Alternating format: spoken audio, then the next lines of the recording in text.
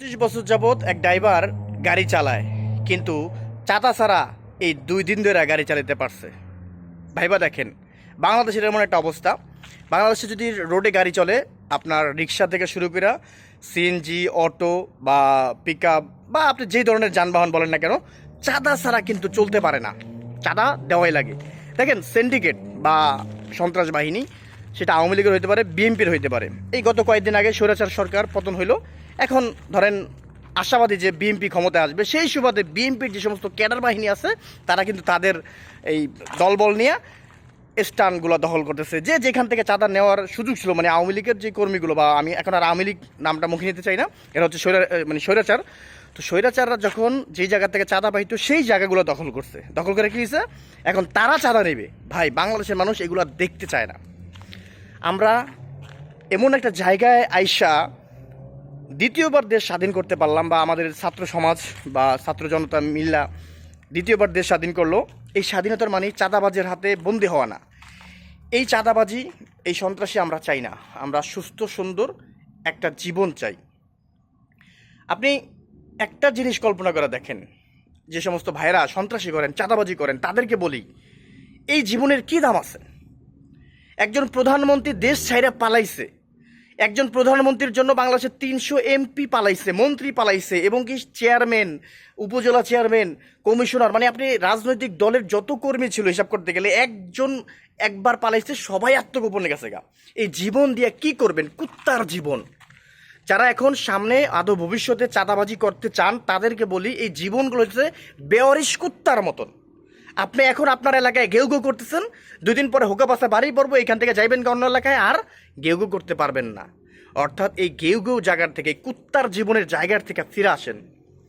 হালালভাবে উপার্জন করার চেষ্টা করেন। আপনি গ্রামে জোন দিয়ে খান, মানে আমাদের গ্রামের ভাষায় আছে যে আপনি ধরেন বদলা দিয়ে খান বা কৃষিকাজ করে খান, তারপরও আত্মসম্মান নিয়ে সম্মানের জায়গায় থাকবেন। আপনি একজনের জুলুম করে, একজনের জোর করে ধইরা 5 জন মিলে সিন্ডিকেট করে একটা গাড়ির ড্রাইভার থেকে আপনি 10 টাকা রেখে দেবেন, এবং 1000 গাড়ির থেকে 10,000 টাকা রেখে দেবেন।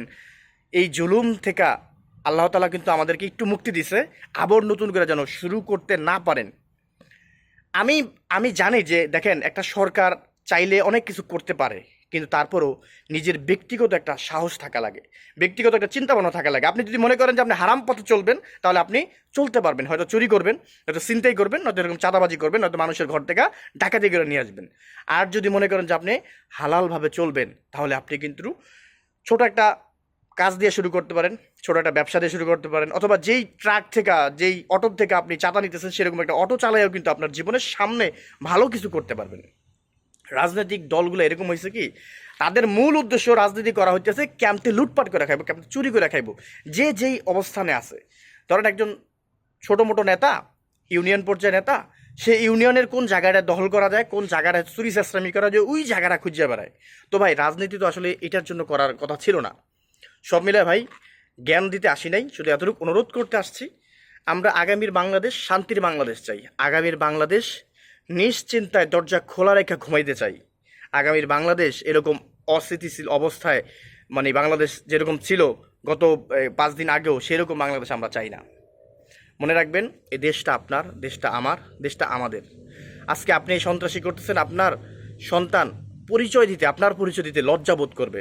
আপনারা যদি দেখেন চাঁদপুরের সেলিম চেয়ারম্যান, তিনি বালুক্ষেত নাম অর্জন করছে, বিভিন্ন জায়গায় দখলদারি করছে আওয়ামী লীগের সরকারের আমলে বা স্বৈরাচার সরকারের আমলে। যখনই স্বৈরাচার সরকারের প্রধানমন্ত্রী উধাও হয়ে গেছে গা, ওদিনকার বিকালবেলায় কিন্তু তারে জনগণ পিটায় মারছে, তার গোপন অঙ্গে লাথি মারতে মারতে মারছে, তার সন্তানরে মারছে, তারপরে তার মেয়ে আত্মহত্যা করছে। আপনি চিন্তা করে দেখেন, একটা মেয়ে কখন কত কষ্টে, কত দুঃখে আত্মহত্যা করছে। যে আমার যেই সম্মান নিয়ে বাঁচতাম, চেয়ারম্যানের মেয়ে হিসাবে আমার সম্মান দিত, আজকে তো আমার বাপের লাইতে লাইতে মারছে। অর্থাৎ আমার বাপে কত জঘন্য ছিল, সে নিজের পরিচয়টা দিতে লজ্জাবোধ করতো যে আমার বাবা এত খারাপ মানুষ ছিল। তারপর সে নিজের জীবন নিজে শেষ করে দিচ্ছে। তো এই যে এই জীবনগুলো আপনি কি করবেন? আপনি 1 টাকা কামাবেন, 1000 টাকা কামাবেন, 1000 কোটি টাকার মালিক হবেন, কিন্তু আপনার সন্তান আপনার পরিচয় দিতে লজ্জা পাবে। আপনি এই টাকা দিয়ে কী করবেন ভাই? আপনার পায়ে হাত দিয়ে বলি, সৎ পথে উপার্জন করার চেষ্টা করেন। আল্লাহ তাআলা আপনাকে সম্মানও দিব এবং শান্তিও দিব। আমরা কি চাই? শান্তি এবং সম্মান। ভালো পথে চলেন, আল্লাহর পথে চলেন, সৎ পথে উপার্জন করেন, শান্তিভাবে থাকতে পারবেন, আল্লাহর বিশেষ রহমত আপনার উপরে থাকবে। আর যদি অসৎ পথে চলেন, আল্লাহর গজব আপনার উপরে থাকবে। বাকিটা আপনার ইচ্ছা।